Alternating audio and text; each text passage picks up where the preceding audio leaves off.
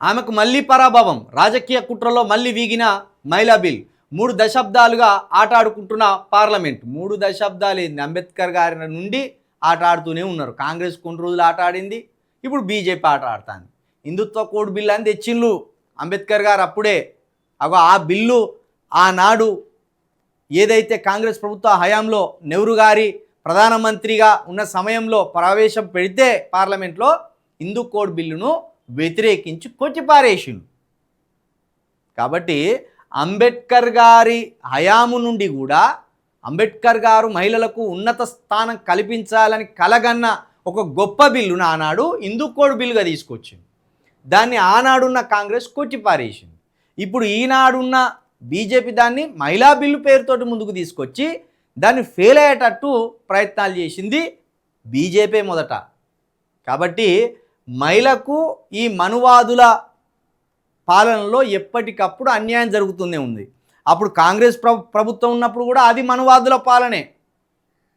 మనువాదుల పాలన అంటే ఒక బీజేపీ అనుకునేరు, కాంగ్రెస్ కూడా మనువాదుల పాలనే. కాంగ్రెస్ ఏనాడు మహిళలకు పెద్దగా పెదపీట వేసింది లేదు. హిందూ కోడ్ బిల్లు చదవండి మీరు ఒకసారి, గూగుల్లో దొరుకుతుంది. ఇప్పుడు హిందూ కోడ్ బిల్లు ముఖ్య లక్ష్యాలు ఏంది చదవండి. అంబేద్కర్ గారు ఒక గొప్ప చట్టాన్ని తేవాలని చూసిండు, గొప్ప బిల్లుని తేవాలని చూసిండు. అదే హిందుత్వ కోడ్ బిల్లు. ఆ హిందుత్వ కోడ్ బిల్లును ఆనాడు కాంగ్రెస్ కొట్టివేసింది. ఇప్పుడు అదే మహిళా బిల్లు కోసం ఈరోజు కాంగ్రెస్ కొట్లాడుతున్నది.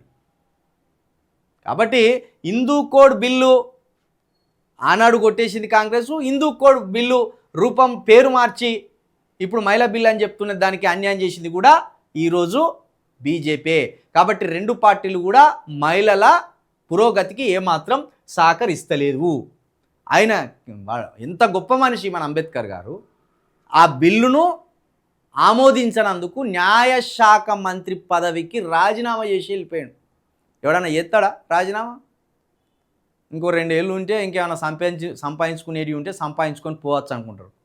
కానీ నేను తెచ్చిన నా కలల బిల్లు ఇది, మహిళలకు న్యాయం జరగబోయే బిల్లు ఇది, హిందూ కోడ్ బిల్లు అని పెడితే దాన్ని కాంగ్రెస్ కొట్టేస్తే న్యాయశాఖ మంత్రికి రాజీనామా చేసి నెహ్రూ గారి ముఖం మీద పారేసి వెళ్ళిపోయింది. గంత నిబద్ధత, గంత నిజాయితీ ఉన్న వ్యక్తి అంబేద్కర్ గారు.